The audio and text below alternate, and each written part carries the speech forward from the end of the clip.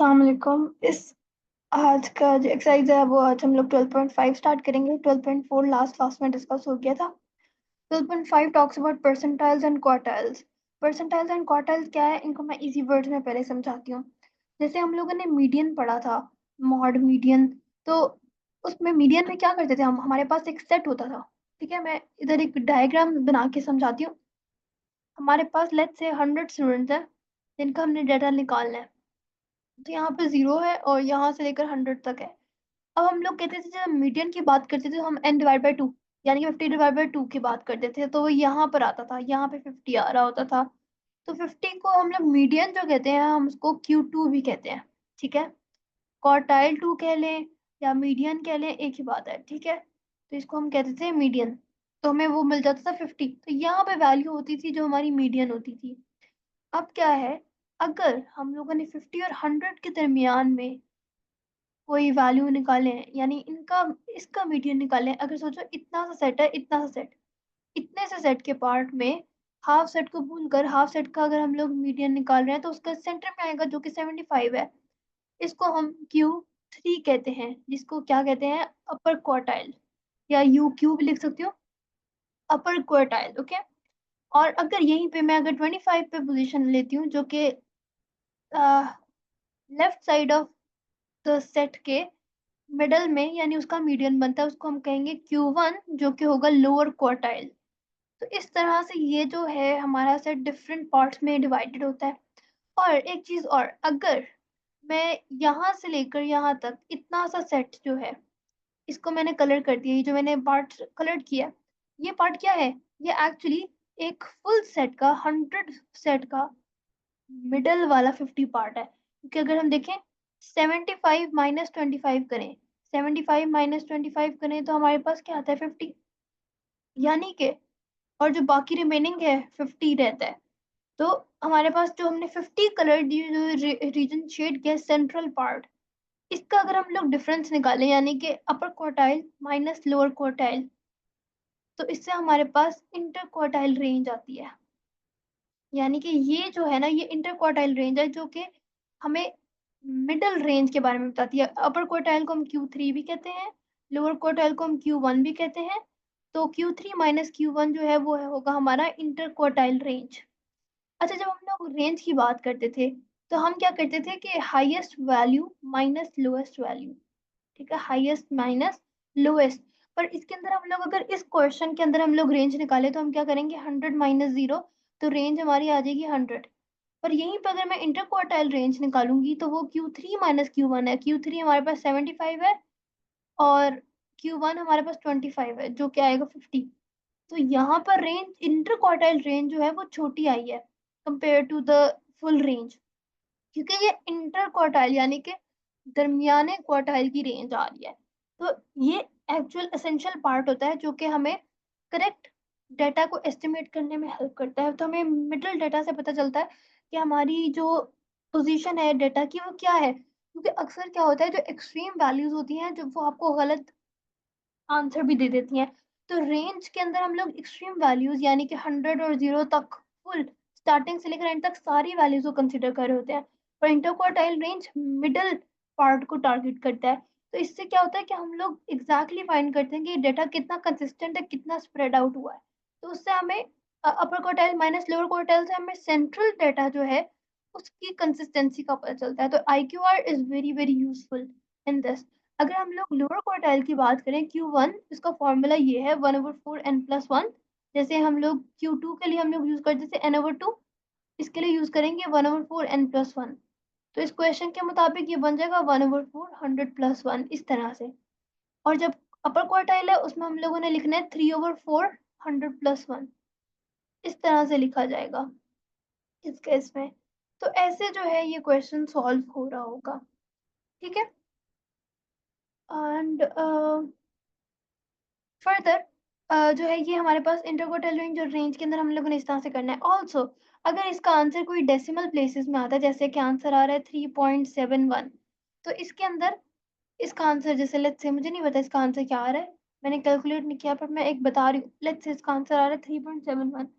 तो फिर अब हम लोग इसको आंसर को ये नहीं लिखेंगे 3.71 इसका लोअर क्वार्टाइल है, उसके लिए हम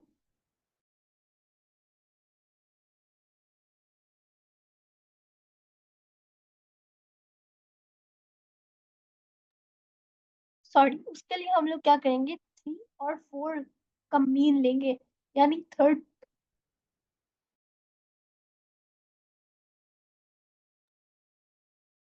थर्ड और फोर्थ प्लेस जो है उसकी उसका मीन लेंगे, और उसका जो हमारे पास आंसर आएगा वो हमारे पास अपर या लोअर क्वार्टाइल होगा। जो भी आंसर आएगा होल नंबर में होना आंसर का जरूरी है। ओके, तो ये बेसिक आइडिया था और अंडरस्टैंडिंग थी ऑफ दिस थिंग। अब हम लोग वर्क एग्जांपल देख लेते हैं। यहाँ पर उसने हमें कहा for each of the following sets of data calculate the median upper and lower quartiles, in each case calculate the inter quartile range. तो हमारे पास जो फर्स्ट डेटा सेट हमें गिवन है, इसको सबसे पहले जब भी हम लोग मीडियन, इंटर क्वार्टाइल रेंज, अपर क्वार्टाइल, लोअर क्वार्टाइल कुछ भी फाइंड करें, उसके लिए हमें डेटा को पहले असेंडिंग ऑर्डर में कन्वर्ट लाजमी करना है। असेंडिंग ऑर्डर में कन्वर्ट हो गया, फिर हमने देखा ये इवन नंबर ऑफ आइटम्स है। ठीक है, तो इवन नंबर ऑफ आइटम्स है तो Q2 हमारे पास कैसे होगा, 12 ÷ 2। तो इसका मतलब आया आंसर 6 आया, तो 6 के साथ हम लोग कहते हैं 6th और 7th प्लेस जो है उसका हम लोग मीडियन निकालते हैं। 1 2 3 4 5 6 एंड 7, इन दोनों का मीडियन निकालेंगे। 10 + 11 ÷ 2, तो हमारे पास आंसर आ गया 10.5। ये हमारे पास Q2 आ गया। सही है। अब Q1 निकालते हैं। Q1 का क्या फॉर्मूला था, 1/4 n+1। अब n क्या है हमारे पास, 12, तो 1/4 12 + 1 जो कि हो गया 13। 13/4 जो है वो हमारे पास बनता है 3.25। ठीक है, अब 3.25 तो हमारे पास आंसर नहीं आ सकता, उसके लिए हम क्या करेंगे, थर्ड प्लेस और फोर्थ प्लेस का मीडियन निकालेंगे। तो थर्ड प्लेस ये है, फोर्थ प्लेस ये है, तो 6 + 8 ÷ 2, तो इसका आंसर हमारे पास आ रहा है 7। तो हमारा Q1 जो है वो हो गया 7। Q3 के लिए हमारे पास हम लोग 3/4 n+1 यूज करेंगे फॉर्मूला, और जब 3/4 n हमारी वैल्यू 12 है, 12 टोटल नंबर है ना, तो 3/4 × 13 हो जाएगा। और अब क्योंकि इसका आंसर जो हमारे पास आ रहा है दैट इज 9.75। अब 9.75 एक होल नंबर नहीं है, इसका मतलब है हम 9th प्लेस और 10th प्लेस का मीडियन निकालेंगे। तो 1 2 3 4 5 6 7 8 9 10, तो 9 10 प्लेस का यानी 12 + 13 ÷ 2, तब हमारे पास आंसर आ रहा है 12.5। ये हमारा आंसर होगा। ओके, तो हमारे पास 10.5 आंसर है, 7 आंसर है और 12.5 आंसर है। हमारे पास मीडियन भी आ गया है, लोअर क्वार्टाइल भी आ गया, अपर क्वार्टाइल भी आ गया। अब हम लोगों ने इंटर क्वार्टाइल रेंज निकालनी है, यानी कि Q3 - Q1।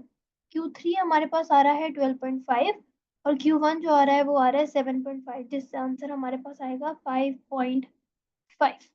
ठीक है, तो ये हमारे पास इंटर क्वार्टाइल रेंज भी निकाल ली, मीडियन भी निकाल लिया, अपर क्वार्टाइल भी निकाल लिया और लोअर क्वार्टाइल भी निकाल लिया ऑफ ए पार्ट। अब बी पार्ट में भी हमने यही करना है, अब हम उसको देखते हैं। बी पार्ट में सबसे पहले उसने डाटा को ऑर्डर में किया। ठीक है, उसके बाद डाटा को ऑर्डर में करने के बाद उसने देखा चाहिए हमारे पास टोटल जो नंबर ऑफ वैल्यूज है वो 7 है। ठीक है, 7 है, 1 2 3 4 5 6 7। ठीक है, तो n+1 ÷ 2 ये फॉर्मूला यूज करेंगे, दैट इज 7 + 1 ÷ 2। तो हमारे पास आंसर आ गया 4। तो फोर्थ प्लेस पे जो वैल्यू है वो हमारी, ये हमारा Q2 है।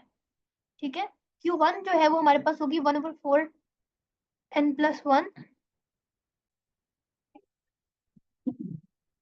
n+1, तो हमारे पास यहाँ पे हो जाएगा 1/4 7 + 1, तो ये बन जाएगा 8/4 जो कि होगा 2। तो यानी कि ये नंबर जो है ये हमारा Q1 है। ठीक है, और Q3 पे इस तरह से अगर हम लोग निकालेंगे ना उसकी वैल्यू आएगी दिस वन। तो यहाँ पे हमारे पास अब इंटरक्वार्टर रेंज निकालेंगे तो 15 - 9 हो जाएगा। इन दोनों को, एक इसको और इसको माइनस कर देंगे आपस में, जिनकी वैल्यूज हैं उनको, उनकी प्लेसेस को नहीं। ये सेकंड प्लेस है, ये सिक्स प्लेस है, ये प्लेस नंबर है। ठीक है, इस चीज का ख्याल रखना है कि 6 - 2 करेंगे और उसका आंसर 4 लिखेंगे तो ये इनवैलिड है। हमने 15 - 9 करना है, उसकी जो रिस्पेक्टिव वैल्यू है उसको यूज करना है। तो ये तो वर्कड एग्जांपल्स थे। एक और वर्कड एग्जांपल है जो कि मजीद हमारी अंडरस्टैंडिंग को बेटर करेगी। यहाँ पे उसने कहा है कि हमारे पास दो कंपनीज हैं। ठीक है, पूरे एक साल के अंदर अल्ब्राइट जो यानी ए लिख लेते हैं, ठीक है। Albright produce flowers with a median, इसका जो Q2 है ए का, वो है 98 सेंटीमीटर। इसका जो IQR है वो है 13 सेंटीमीटर। और सेम ईयर में अब हमारे पास बी है, लाइक बास्टोस प्रोड्यूस फ्लावर्स, उनका मीडियन जो है यानी कि Q2 जो है वो है 95, यानी कि उसका मीडियन उससे कम है। लेकिन उसका जो IQR है वो मजीद कम है, वो 4 सेंटीमीटर है। अब which seeds would you buy if you wanted to enter a competition for growing the tallest sunflower? अब हमने टॉलेस्ट सनफ्लावर की बात करनी है तो हमें कौन सा लेना चाहिए, और हाइट की बात है, ये मीडियन हाइट है और मीडियन हाइट है तो हाइट की ही वो बात कर रहे हैं। तो हाइट उन्होंने कंपेयर किया है, ए की जो हाइट है वो 98 आ रही है, इंटरक्वार्टाइल रेंज 13 आ रही है। बी की हाइट, मीडियन हाइट आ रही है 95 सेंटीमीटर, इंटरक्वार्टाइल रेंज आ रही है 4 सेंटीमीटर। अब वो कह रहे हैं कि कौन सी चीज़ बेटर है। इस चीज़ को याद रखा जाए कि अगर जितना हमारे पास इंटरक्वार्टाइल रेंज थोड़ी होगी, ठीक है, इसका मतलब है डाटा मोर कंसिस्टेंट है, ठीक है। अ, ठीक है, तो इसका मतलब है बी का जो डाटा है, बी की IQR थोड़ी है, इसका मतलब है डाटा मोर कंसिस्टेंट है। ए की IQR ज्यादा है, इसका मतलब है उसका डाटा लेस कंसिस्टेंट है, यानी कि मोर स्प्रेड आउट है। Less consistent means more spread out. तो इसने आंसर में भी यही कहा है कि आप बारस्टोज के लोगे इसको चूज करोगे, क्योंकि अल्ब्राइट सनफ्लावर सीम्स टॉलर, उनकी टॉलर है हायर मीडियन के साथ, but they are less consistent. So whilst there is a chance of a very big sunflower, there is also a good chance of a small sunflower. इस वजह से बारस्टोज sunflower बेशक comparatively height में 98 थोड़े से छोटे हैं, इतना ज्यादा फर्क नहीं है, पर कंसिस्टेंट है, ठीक है। बहुत रेंज उसकी बहुत छोटी है, इसका मतलब है कि वो सारे ज्यादा से ज्यादा मैक्सिमम कंसिस्टेंट है हाइट्स में। तो 95 सेंटीमीटर, 95 सेंटीमीटर, 95 सेंटीमीटर, या 94 कर लो या 96 कर लो, ऑलमोस्ट इसकी रेंज है। पर इसमें अगर हम लोग देखें ए में, तो इसमें हो सकता है इसकी एक की 95 है, एक की 96 है, एक की 98 है, 98 है, पर 91 भी है, 101 भी है, मतलब ये बहुत ही ज्यादा बड़ी रेंज है, इसमें कोई इतनी ज्यादा रेंज नहीं है बड़ी। तो अगर कंपटीशन में जाना है तो आई थिंक बारस्टोज के seeds will be the best option to go for. Worked example number 7। अच्छा, एक टिप थी, कहाँ पे थी, नीचे ही है I think. Yes, okay, remember to count the data in ascending order when you work with the left hand side, the lowest values are closest to the stem in each row, okay। तो हमेशा data ascending order में ही हम लोग इसमें work करेंगे। अच्छा, मैं इसकी एग्जांपल्स इसलिए भी डिटेल में करा रही हूँ क्योंकि जब एग्जांपल्स अच्छे से समझ आ गई है ना, जो सॉल्व हुई हैं, तो फिर क्वेश्चंस और आसानी से सॉल्व होंगे। The back-to-back stem and leaf diagram shows the concentration of low density lipoprotein, bad cholesterol in the blood, blah blah blah, in 70 adults, half of whom are smokers and half of whom are non-smokers। ये उसने हमें की भी provide किया है, जिसके अंदर हमारे पास ये तो सेम है ना, 9 10 11 12 13, यानी कि अगर हम लोग इसको रीड करें, इस तरह से रीड करें, तो ये 11 और 2 है, इसका मतलब है 1 1 2, ठीक है। ये अगर हाईलाइट करती हूँ, अगर ये लिखा हुआ है तो इसका मतलब है 172, और अगर ये है तो इसका मतलब है 151, ठीक है। पहले हम लोगों ने स्टेम को रीड करना है, फिर लीफ को रीड करना है।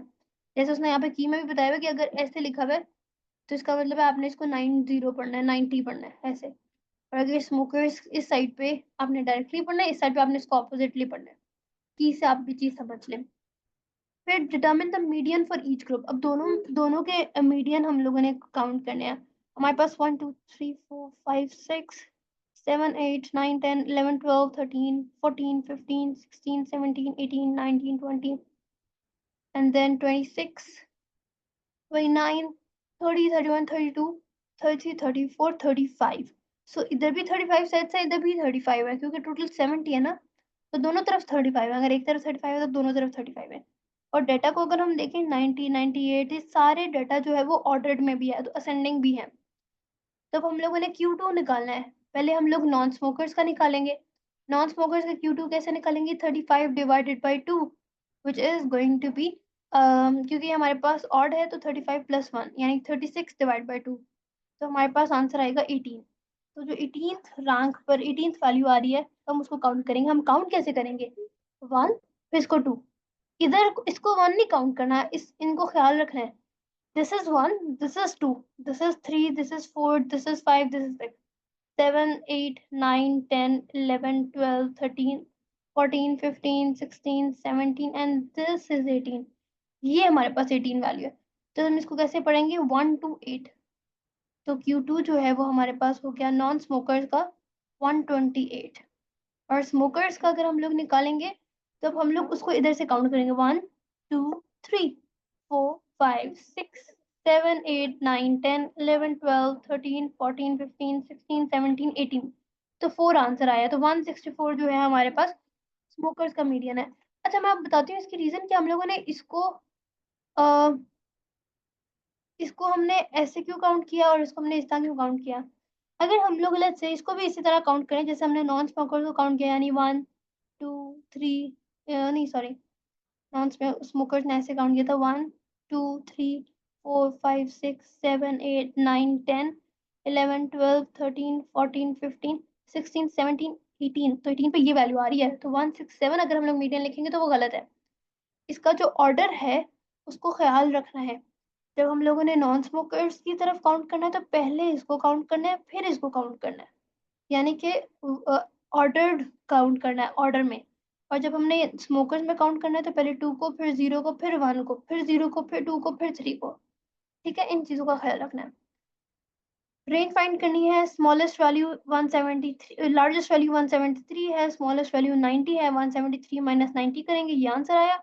और अगर हम लोग स्मोकर्स के निकालेंगे तो 215 माइनस 112, तो हमारे पास 103 आंसर आ रहा है। इसके बाद जो हमारे पास ये है इंटरक्वार्टाइल रेंज को डिटरमिन करना है। उसके लिए अब हम लोग क्या करेंगे, हम लोगों ने मीडियन और रेंज निकाल लिया। अब पहले हमें Q1 और Q3 की भी पोजीशन निकालनी पड़ेगी। Q1 और Q3 की हमने बिल्कुल वैसे ही पोजीशन निकालनी है। उन्होंने यहाँ पे 9th और 27th वैल्यू को ना हाईलाइट भी करके दिखाया है। ये हमारे पास Q1 होगा, ये हमारे पास Q2 होगा। ठीक है, और मोस्ट प्रॉब्लली यही आंसर होंगे जो उन्होंने हाईलाइट किया मैं, बट इस तरह से उन्होंने हमें, हाँ यही है, क्योंकि 142 और 116। ठीक है, मैं बताती हूँ। तो उन्होंने इन दोनों पॉइंट्स को हाईलाइट किया हुआ है। ठीक है, तो इसको अगर हम लोग रीड करें तो ये हमारे पास बन गया 116, तो ये हमारे पास Q1 है। और ये हमारे पास बन गया 142, तो ये Q2 है, Q3 है सॉरी। तो 142, तो अब हम लोगों ने अगर निकालना है इंटर क्वार्टाइल रेंज IQ, और बहुत गंदा लिखा गया, तो हम क्या लिखेंगे 142 माइनस 116, तो ये हमारे पास इंटर क्वार्टाइल रेंज आ जाएगी नॉन स्मोकर्स की। सिमिलरली हमने स्मोकर्स की भी इसी तरह कैलकुलेट करनी है। Okay, moving on. Next question में उसने कहा है LDL levels of greater than 130 are desirable, levels of 130 to 160 are considered borderline। And उसने हमें कुछ बताया, उसने कहा अब आपने कमेंट करना है। अच्छा, अब हम लोग देखते हैं, उसने हमें कहा है कि less than 130 are desirable. LDL levels जो हैं वो लेस देन 130, तो ये 130 है, यानी ये सारे लेस देन 130 ये होंगे सारे। ठीक है, तो ये हमारे पास हो गए डिजायर्ड डिजायर्ड। फिर उसने कहा लेवल ऑफ 130 से 160 are considered border line high. तो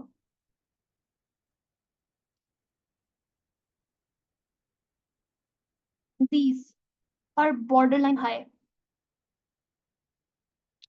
उसके बाद उसने कहा है कि जो हाई रिस्क है वो ग्रेटर देन 160 है, तो यहाँ बाकी ये वाले जो हैं ये हाई रिस्क है। तो हम लोगों ने इसके बारे में कंसिडर अपने बताना है। तो अगर हम देखें जो नॉन स्मोकर्स हैं उनके LDL लेवल्स अच्छा है, क्योंकि वो डिजायर्ड में आ रहे हैं। डिजायर्ड में मैक्सिमम मेजोरिटी इधर है, स्मोकर्स में मेजोरिटी है ही नहीं, सबसे माइनॉरिटी है। और हाई रिस्क बहुत कम लोगों का है इन नॉन स्मोकर्स। तो हाई रिस्क बहुत थोड़ा है, on the other hand high risk smokers का बहुत ज़्यादा है। तो इसी चीज़ को अगर हम लोग सही टर्म्स में एक्सप्लेन करें तो यहाँ पे उसने कहा है for non smoker the data is skewed. Skewed का मतलब होता है डाइवर्टेड। डाइवर्टेड कह सकते हैं, या फिर आप उसमें मेजोरिटी कहते हैं, यानी कि उस तरफ डाटा स्क्यूड है कि उस तरफ मेजोरिटी है, उस तरफ उसकी उसकी उसकी शक्ल उस तरफ जा रही है, स्क्यूड है। With the lower levels on the stem and leaf diagram. More than half of the values are in desirable range with only 3 in the high risk range. ठीक है, सिर्फ 3 high risk में है. For smokers, the data is further spread out. Only 3 values are in the desirable range, 12 are in borderline high, 20 are in the high category, suggesting that smokers have higher levels of bad cholesterol in general. However, without considering other risk factors or medical history, you cannot say this for certain from one set of data. Even though अगर आप ये बात ना भी लिखो, you are supposed to explain it through the data, तो बाकी answer आपका करेक्ट हो जाएगा. आपने बस ये बताना है कि मेजॉरिटी डाटा कहाँ पर है और ये क्या इंडिकेट कर रहा है, बस ये मेन पर्पस होना चाहिए आपके आंसर का. नाउ फाइनली एक्सरसाइज 12.5 जिसके अंदर हमारे पास 5 क्वेश्चंस ही हैं. So let's start with question number 1. Question number 1 says find the median quartiles and interquartile range for each of the following. Make sure that you show your method clearly. तो हमारे पास यहाँ पे 5 questions हैं A B C D E. हम ये सारे नहीं करेंगे, हम इनमें से एक आध करेंगे. हम एक पार्ट C करेंगे सॉल्व, और हम एक पार्ट एक्चुअली हम ना एक ऐसा करते हैं कि क्योंकि हमने A B C इस तरह के जो सिंगल डिजिट हैं वो हमने काफ़ी किए हैं, हम D और E करते हैं. ठीक है, पहले हम लोग डी पार्ट करते हैं. डी पार्ट में हमने सबसे पहले जो मेन काम है डेटा को सॉर्ट करना है. सबसे फर्स्ट थिंग तो है ना वो हमारा कंसर्न जो पहला ये होना चाहिए कि data should be sorted. Okay, तो डेटा को सॉर्ट करना फर्स्ट पर्पज है. तो डी पार्ट में मैं अगर इसको सॉर्ट करूं तो हमारे पास क्या बन जाएगा, 3 point, let me erase it, दोबारा से लिखती हूँ. तो हम डी पार्ट कर रहे हैं, ओके, बाकी सारे पार्ट सिमिलर हो जाएंगे. मैं एक दफ़ा काउंट भी, हाँ ठीक है ये चल जाएगा. 3.1 ही पहले आएगा, नहीं बल्कि हमारे पास 2.3 सबसे पहले आएगा. 2.3 आएगा, उसके बाद 2.4 का बनता है, फिर हमारे पास 2.5, 2.3, 2.4, 2.5, तीनों 2.5 हो गए हैं. 3.1 और 3.4 है हमारे पास. उसके अलावा 4 में हमारे पास आ जाता है 4.2, 4.8. ओके, 4.2, 4.8. अब हमारे पास 5.1 है और 6.1 है. 5.1 और 6.1, सही है. इसको फिर मैं जल्दी से लिख भी देती हूँ. वेट, अब इसके अंदर मैंने लिख लिया है, ठीक है. अब हम लोगों ने सबसे पहला काम क्या करना है कि अब हम लोगों ने मीडियन फाइंड करना है. तो हम लोग Q2 निकालेंगे. Q2 कैसे निकालेंगे, हमारे पास टोटल वैल्यूज 9 है, तो 9 + 1 डिवाइडेड बाई 2. तो हमारे पास आंसर आ जाएगा 10 डिवाइड 2, यानी कि 5th प्लेस पे जो वैल्यू है वो लिखनी है. 1 2 3 4 5. तो 3.4 हमारे पास Q2 आ गया या फिर मीडियन आ गया. सही है, मीडियन हमने निकाल लिया. बाकी क्वार्टाइल्स की बात करें, Q1 अगर हम लोग निकालें तो उसका फॉर्मूला क्या है, 1/4 n+1 या 9+1 same thing. So that is going to be 10/4. और अगर हम लोग 10/4 आंसर निकाले तो हमारे पास आंसर आता है 2.5. अब 2.5 तो कोई 2.5 प्लेस तो कुछ नहीं हो सकती ना, तो यानी हमने सेकंड और थर्ड प्लेस जो है उनको उनका मीन निकालना है. तो सेकंड प्लेस 2.4 है और 2.5 है. 2.4 + 2.5 डिवाइडेड बाई 2 हम लोग करेंगे और हमारे पास आंसर आएगा 2.45. तो हमारे पास जो Q1 की वैल्यू है that is going to be 2.45.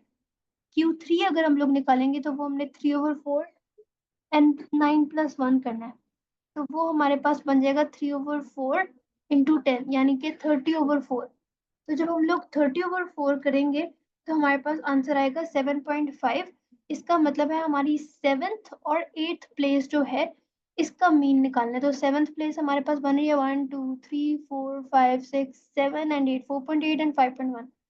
4.8 + 5.1 divided by 2 करेंगे तो हमारे पास आंसर आ रहा है 4.95. ये हमारे पास Q3 आ गया, ये हमारे पास सॉरी ओके यस, ये हमारे पास Q3 आ गया, ये Q1 आ गया. अब इंटरक्वार्टाइल रेंज फाइंड करनी है. उसके लिए क्या करते हैं, Q3 - Q1 यानी कि 4.95 - 2.45. तो इससे हमारे पास आंसर आ रहा है 2.5. तो मीडियन हमारे पास आंसर आ गया 3.4. Q1 का आंसर है 2.45, Q3 का आंसर है 4.95 और IQR का आंसर है 2.5. इस तरह से क्वेश्चन नंबर 1 का जो डी पार्ट है वो कवर होगा। अब हम लोग जो है इसका ई पार्ट देखें, तो ई पार्ट भी बिल्कुल सिमिलर है। उसमें हम लोगों ने सिमिलर, जैसे ऊपर हम लोगों ने साइड डिस्कशन किया, बिल्कुल क्वेश्चंस ये वैसे ही करने हैं। इनमें भी उन्हीं चीजों का ख्याल रखना है जो ऊपर हम लोगों ने ख्याल किया। मैं ई पार्ट नहीं करवा रही, ऑल्दो आई सेड अर्लियर कि मैं ये करवाऊंगी, but I think you have an idea कि हम लोगों ने इन क्वेश्चन को किस तरह से सॉल्व करना है। But still, if you'll get any confusion in this question, you can ask me and I'll help out. Question number 2 says Gideon walks to work when it is not raining. Each week for 15 weeks, Gideon records the number of walks that he takes and the results are shown below. तो ये results हैं। अब इसके इन results का जो है आपने mod median quartile interquartile range निकालनी है। सबसे पहला स्टेप क्या है, डाटा को अरेंज करना, डाटा को एक प्रॉपर सेट में करना। तो हमारे पास अगर हम देखें 2 बनता है, 4 4 एंड देन 4, एक 4 एक 4 एक 4 और एक और 4 भी है। तो that is going to be 4 4 then 2 5 then 2 6 6 6 5 5। फिर हमारे पास है पीछे 7 है, 8 है। अच्छा 2 7 है तो एक और 7 है, फिर 8 है, 7 7 8 एंड देन 2 9 एंड देन 12। तो ये हमारे पास डाटा ऑर्डर में हो गया। अब इसका हम लोगों ने टोटल नंबर काउंट करना है। ठीक है, टोटल नंबर इनके काउंट करना है। उसके बाद उसका मीडियन निकालना है। अगर ऑड इवन नंबर है तो हम लोगों ने n/2 निकालना है और पेयर का जो है मीन निकालना है। अगर हमारे पास ऑड है नंबर तो n+1/2 करेंगे और जो वैल्यू आएगी, अगर जो भी प्लेस आएगी, 3rd प्लेस, 15th प्लेस, उस प्लेस पे जाके उस वैल्यू को हम लोगों ने आंसर में लिख देना है। तो मीडियन ऐसे निकाला जाएगा, क्वार्टाइल्स भी ऐसे ही निकाले जाएंगे, 1/4 n+1 करके और 3/4 n+1 करके। और जो इंटरक्वार्टाइल रेंज है वो इन दोनों का Q1 और Q3 का डिफरेंस होगा। Q3 माइनस Q1 जो होगा वो हमारे पास IQR आंसर आ जाएगा। ठीक है, क्वेश्चन नंबर 2 में ये होगा। क्वेश्चन नंबर 3 में अगर हम देखें तो उसमें क्या है, Pawan is conducting a survey into the traffic on his road every Monday for 8 weeks in the summer. Pawan records the number of cars that pass by his house between 8 a.m. and 9 a.m. He then repeats the experiment during the winter. Both sets of results are shown. ये summer में ये आया, winter में ये आया। Find the median number of cars for each period, find the interquartile range for each period, what difference do you notice, try to explain why this might happen. चलो, अब हम लोग इसका जो है एक्सप्लेनेशन करते हैं। सबसे पहले जो है समर्स को हम लोग ऑर्डर में करेंगे। ठीक है, मैं इसके ऊपर ही लिख रही हूँ। तो हमारे पास बन जाएगा 13 15 17 18 19, फिर 19 है एक और फिर हमारे पास 25 है और फिर 26 है। ये समर्स में हो गया। विंटर्स में हमारे पास डेटा होगा 9 9 10 11 12 12 और फिर 13 और फिर 14। तो ये हमारे पास हमने कर लिया। अब मीडियन फाइंड करना है, Q2 फाइंड करना है। मैं पहले S लिख देती हूँ, इसका मतलब है समर्स। तो इसका Q2 निकालेंगे तो हमारे पास 3 4 5 6 7 8 वैल्यूज हैं, यानी कि हमारे पास इवन है। तो हम लोग 8/2 करेंगे तो 4th और 5th प्लेस का हम लोगों ने मीन निकालना है। तो 1 2 3 4 एंड 5, 18 और 19 का जो है हम लोगों ने मीडियन निकालना है। तो 18 plus 19/2 is going to be 18.5। तो ये मीडियन निकल आया। सब बी पार्ट में उस समय कहा है कि इंटरक्वार्टाइल रेंज भी फाइंड करनी है सबकी, तो हम लोग वो भी साथ में ही फाइंड कर लेते हैं। मैं ए और बी पार्ट दोनों इकट्ठे करा रही हूँ ताकि समर्स का एक दफ़ा कवर हो जाए। फिर उसके लिए 1/4 n+1 की जगह हम क्या लिखेंगे, 8+1। तो ये हमारे पास आंसर आएगा 1/4 9। तो 9/4 हमारे पास बनता है 2.25। इसका मतलब है सेकेंड और थर्ड प्लेस को हमने कंसिडर करना है। सेकेंड प्लेस हमारे पास है 15 और यहाँ पर है 17। तो 15 + 17 divided by 2 is going to be 16। ठीक है, उसके बाद Q3 फाइंड करेंगे, which is going to be 3/4 n+1 जो कि है 8+1। तो 3/4 3/4 इंटू 9 हमारे पास आंसर आएगा 6.75। तो दैट मीन 6 और 7th प्लेस को हमने कंसिडर करना है। 1 2 3 4 5 6 7 19 + 25। तो 19 + 25 divided by 2 is going to be 22। तो ये तीन जो है हमारे पास आंसर आ रहे हैं। ठीक है, अब इंटरक्वार्टाइल रेंज यहाँ पे मैं निकाल लेती हूँ IQR, जो कि होती है Q3 माइनस Q1। तो हम लोग क्या करेंगे, 22 - 16, तो आंसर आ जाएगा 6। इस तरह से हमारे पास IQR निकल आएगी। ठीक है, ये तो समर्स के लिए हो गया। विंटर्स के लिए भी सिमिलर वे में हम लोग ये सारा कुछ फाइंड करेंगे, क्योंकि हमारे पास यहाँ पे भी 8 वैल्यूज़ हैं, Q2 भी इसके अंदर, Q2 की भी तो हम लोग जो वैल्यू निकालेंगे वो 4th और 5th पेयर ही होगा। तो 4th और 5th पेयर क्या बनता है, 1 2 3 4 5, तो 11 + 12 divided by 2, the answer is going to be 11.5। Okay, Q1 के लिए हम लोग क्या करेंगे, 1/4 n+1 यानी कि 8+1। इसमें भी सेम सेकंड और थर्ड वैल्यू को हम लोग कंसिडर कर रहे होंगे। जब सेकंड और थर्ड होगी वो क्या होगी, 9 और 10, तो 9 + 10 divided by 2, this is going to be 9.5।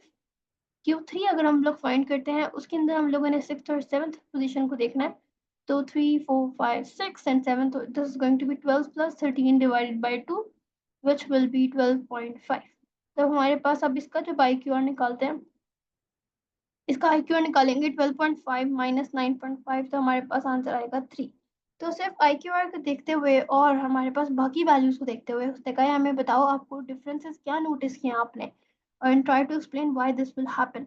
So, what is exactly happening is कि समर्स के अंदर अगर हम लोग देखें ट्रैफिक को, तो समर में हमारे पास मीडियन 18.5 है, और विंटर्स में मीडियन हमारे पास लोअर है। ठीक है, और यानी कि ट्रैफिक का समर्स में ट्रैफिक ज़्यादा है, इसमें विंटर में ट्रैफिक कम है। पर कंसिस्टेंट ट्रैफिक कहाँ पे है जिसका IQR थोड़ा है, तो IQR थोड़ा है विंटर्स में। तो इसका मतलब है कि विंटर में हमारे पास मीडियन लोअर है और IQR भी स्मॉलर है। इसका मतलब है कि नंबर ऑफ कार्स या traffic in winters is lesser, but the traffic is very consistent. But if we talk about summers, the median is high. That means there are more cars that are there in summers, and they have more spreaded data, or you can say, uh, there's a huge variability in this in summers. तो हम इस चीज को explain कर रहे होंगे। ठीक है, तो विंटर ट्रैफिक जो है वो ज़्यादा कंसिस्टेंट है, और summer traffic is not much consistent, but it has more number of cars. तो ये एक्सप्लेन कर रहा है। Now, question number 4. Julian and Anish are reading articles from different magazines. They count the number of words in a random selection of sentences from their articles, and the results are recorded below. Julian reading the statistician. ये answer आ रहे हैं। Anish reading the algebraist. ये answers आ रहे हैं। Calculate the median for each article. Calculate the interquartile range for each article. Anish claims that, अच्छा, मैंने अपने पास answers लिखे हैं, ठीक है। So I'm just going to write down the answers for all of them, ताकि जो सी पार्ट है हम उसको डायरेक्टली सॉल्व कर सकें। तो हमने काफ़ी हद तक इस तरह मीडियन निकालने की, इंटरक्वार्टाइल निकालने की प्रैक्टिस कर लिया। तो जूलियन का अगर हम लोग मीडियन की बात करें, सो दैट इज 23। इसका Q1 जो हमारे पास आ रहा है दैट इज 13। Q3 जो आ रहा है दैट इज 24। IQR जो है वो इन दोनों का जो डिफरेंस है 24 माइनस 13 दैट इज 11। और अनीश का मीडियन हमारे पास आ रहा है 18। इसका Q1 जो है वो हमारे पास आ रहा है 14। Q3 जो है वो आ रहा है 20, और IQR जो है हमारे पास वो 20 minus 14 which is going to be 6। अब इस सब को देखते हुए हमने बताना है कि Anish claims that the editor of Algebraist, जो अनीश ने पढ़ा है, has tried to control the writing and seems to be aiming at a particular audience. What do your answer from A and B suggest about this claim? तो जो अनीश का जो claim है, क्या ये ठीक है कि नहीं, वो इस वजह से अनीश ने कहा कि पर्टिकुलर ऑडियंस की बात कर रहा है। अगर वो पर्टिकुलर ऑडियंस की बात कर रहा है, इसका ये क्लेम ये करना चाह रहा है कि हमारे पास IQR जो है वो स्मॉलर होना चाहिए। ठीक है, और अल्जेब्रिस्ट का है भी स्मॉलर IQR। यहाँ पे देखिए 6 है, यहाँ पे देखिए 11 है। अगर टारगेटेड ऑडियंस है, कंट्रोल्ड सेंटेंस लेंथ है, कंट्रोल्ड उसका डेटा है, तो वो एक पर्टिकुलर नीश ऑडियंस को टारगेट कर रहा है।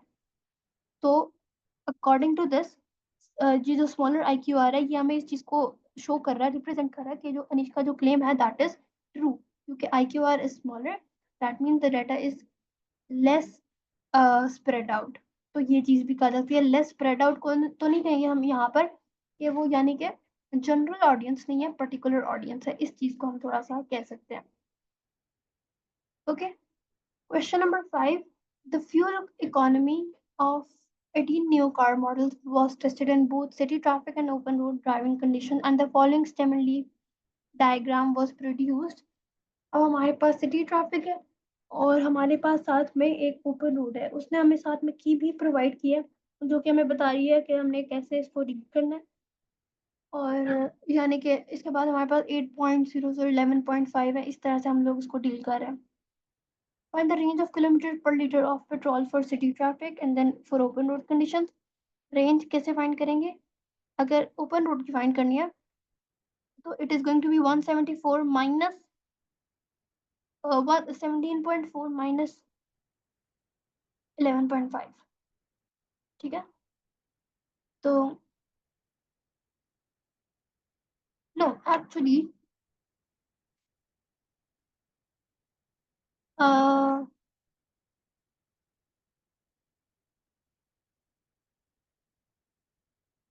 1 सेकेंड, मैं इसको कैलकुलेट कर 17.4 माइनस 11.5 ओपन रोड की। ठीक है, हाँ पहले पहले हाँ 17.4 माइनस 11.5 करेंगे ओपन रोड की फाइंड करने के लिए। और अगर हम लोगों ने सिटी ट्रैफिक की फाइंड करनी है तो हम लोग उसमें क्या करेंगे, 14.5 लार्जेस्ट वैल्यू निकालनी है ना, तो 14.5 माइनस 8.0, इसमें हो रहा है 17.4 माइनस 11.5। ओके, इस तरह से हमारे पास ये रेंज आ जाएंगी दोनों में। Find the median fuel economy for city traffic and open road driving और फिर डिटरमिन द इंटरक्वार्टाइल रेंज में सारी इनके ये तो रेंज तो हमने कैलकुलेट कर लिया है, मीडियन और इंटरक्वार्टाइल रेंज की तो हमने बहुत प्रैक्टिस कर लिया। तो मैं इनके आंसर्स लिख रही हूँ डायरेक्टली। सिटी ट्रैफिक हमारे पास थी 6.5, ये थी 5.9, मीडियन फ्यूल आ रहा है 10.85, ओपन रोड ड्राइविंग का जो मीडियन आ रहा है दैट इज 14.05।